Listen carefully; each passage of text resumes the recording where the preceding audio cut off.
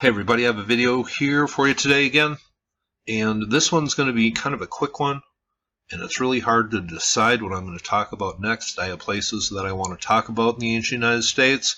I also have places around the world I want to talk about. And some of these places in the ancient United States I made videos about 2 or 3 years ago, and today I'm going to talk about a place I have made a few videos on, and that is Poverty Point. Just because I have not talked about it for about a year and a half, and I'm back when I talked about it before, I think I had about 8,000 subs. So I know some of you have never heard of this. I know a lot of you have heard of it, but you're going to get some information today from me, my thoughts, a good look around. But this is going to be as brief as I can because time is just slip-sliding away, and I just don't have a lot of free alone time here. But this is Poverty Point, and the first thing you notice is the arcs here, and I think at one time this was a complete circle. Now this is the way Poverty Point looked like originally, an artist's conception of what it looked like, and here is the massive earthen pyramid, one of the largest in the ancient United States. Here is the central plaza. We have some smaller mounds, and I will show these, but 6 terraced arcs here, built by massive earthworks, and this from end to end is huge, and I'll measure that and show that here. And why is this called Poverty Point? I think this comes from a nearby landing, an old landing that is not there anymore, maybe from the 20s or something like that. I think that is where Poverty Point, a ferry across the river. But if we just back up here, I mean, this region a long time ago, a heck of a lot of water carved this lower Mississippi Valley region, and there is a lot of ancient ruins here. You can see on with these place marks here. Probably might be talking about a few of these, and a couple of those I've already talked about. But Poverty Point, what was this? How old is it? Well, I think we have had cultures living in this region around these ruins. And how old are these? Well, the best guess when this place was established was around 1700 BC, about 3,700 years ago. So 2,700 years before they say Cahokia was established. So this place is very ancient. What was going on around the world? 1700 BC. Well, in Egypt, the Hyksos had just lost a war to the southern Egyptians. The Hyksos were the rulers of northern Egypt. They made an agreement with the southern Egyptians. They left in mass. 250,000 of them went north, and they carried that written agreement, written in stone, with the southern Egyptians that they were to leave after this war. They carried it in a wooden box, or an ark, if you will, that carried the agreement, or the promise, or the covenant to leave Egypt. And they were pursued a long way by the Pharaoh Ahmose the first pharaoh of the mighty 18th dynasty of Egypt, crossed the Sea of Reeds in the northeastern Nile Delta, invaded Jericho, and later split into tribes. That is what was going on around the world in 1700 BC, during the time that Santorini erupted and caused plagues and darkness throughout the land of Egypt. But before I go off in a totally different direction here, let's get a measure of this place, because this place, I'm going to talk about the importance of this. This place was the original city. This was the original place of pilgrimage throughout the ancient United States. Now, let's just get a measure how big this place actually was. These terraced arcs stretch for about 1,000 meters. 1,000 meters. So that is actually about well over half a mile.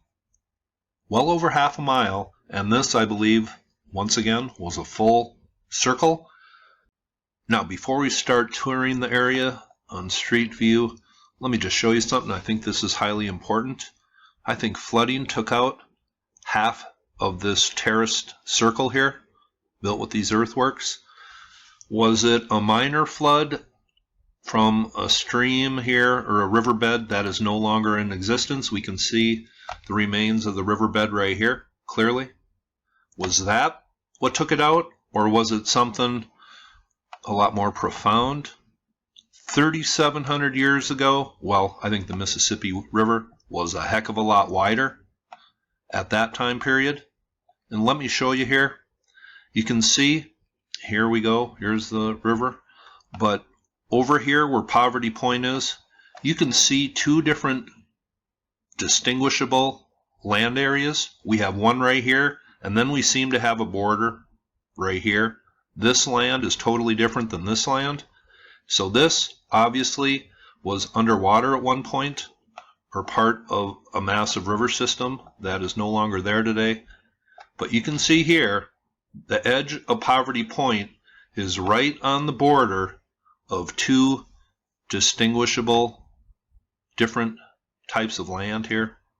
That is clear, and I think that is great evidence that this was built on the edge of the river at one time. It was a lot wider, and then flooding took out half of it at some point in history, or maybe at several different points in history. Now, I am not a hydrogeologist, but I did stay at a Holiday Inn Express once, and this to me is clear indication that Poverty Point at one time was on the Mississippi River, and I think that's highly important because I think this was the capital of the ancient United States and the first big city ever in the United States.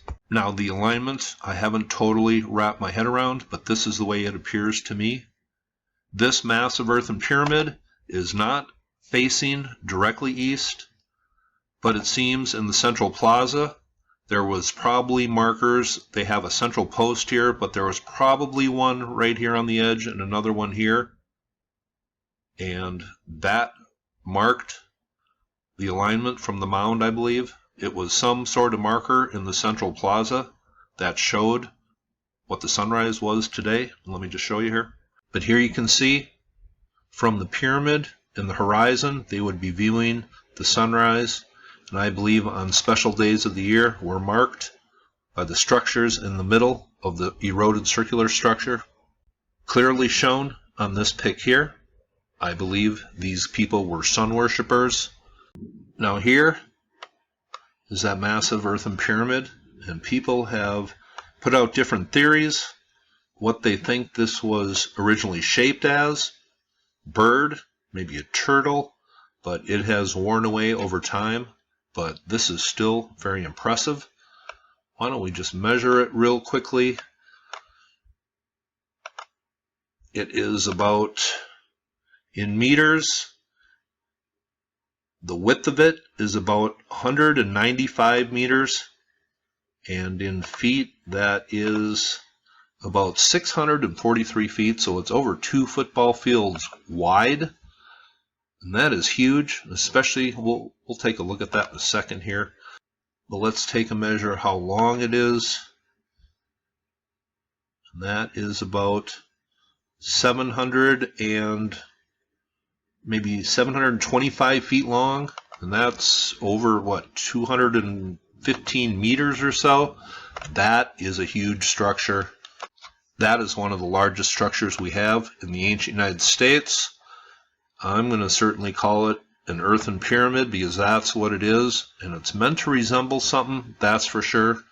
But down here, you get a look at how big this is and how tall it is, and the man hours is just incredible. And I think I mentioned it in one of my earlier videos, and I'll leave some links below. Not sure what I said on those videos, but my stance on this place really hasn't changed much. But here you can see how big this thing is and how it's kind of eroded away over time. But down here on Street View, you get an idea of how massive this is. Coming up lengthways up the stairway here, that is a huge, massive earthen pyramid. And here we are down on the steps, down towards the front of it. You can see how it's kind of eroding away here. That is a look up the pyramid. Now here is a diagram of the ruins, not only this Terrace Dark that I believe was once a circle. There's also a mound B down here, what is called the ball court mound. Mound D right here, which is also called Sarah's Mound. And there is what they call a causeway coming down from the ball court mound. And originally, right in this area, there was structures that are no longer here today by the visitor center in this area. And let's just take a look at Google Earth at that area. Now here, the Terrace Dark is up in this area, and it comes around here. So when you're down on the ground level, you really don't notice it, and you got to get up above to really see it. But this is a look at the Poverty Point area here. About 3,500 years ago, this place was flourishing, and people were arriving from all around. And I'm going to read a little bit about that. Now here is that very back terrace of the Ark where it ends back here, and this is how much it's built up.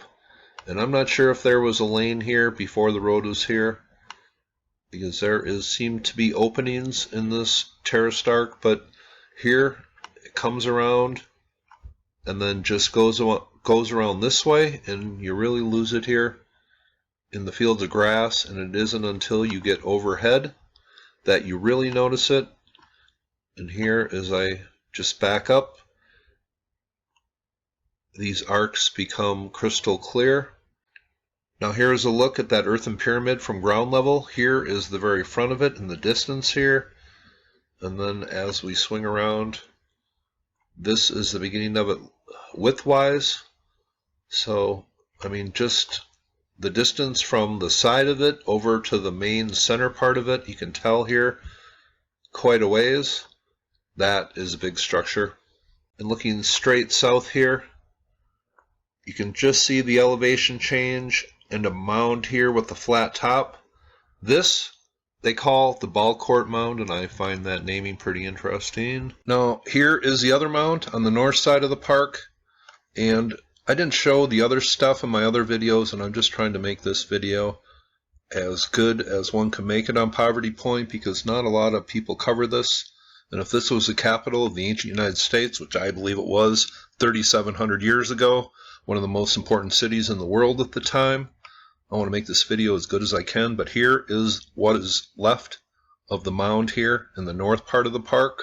Flooding and time and farming and other things have eroded the structures at Poverty Point, but current conservation, we still have a lot of the park left today, and that's a good thing.